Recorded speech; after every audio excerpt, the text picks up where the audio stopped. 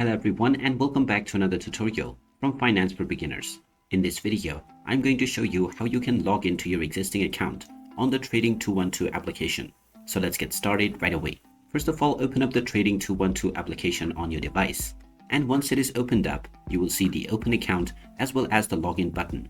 If you already have an account, tap on the Login button and now you will be allowed to log in using your credentials.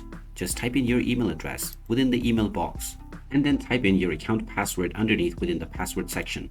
Then just click on the login button and you will now be logged into your Trading 212 account right away. In case you have forgotten your password, you will also find the Forgot Your Password button within the login page, which you can tap on to reset your credentials.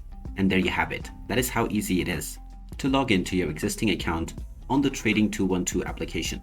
If you find this video helpful, don't forget to hit that like button and subscribe to our channel for more useful tips and tutorials.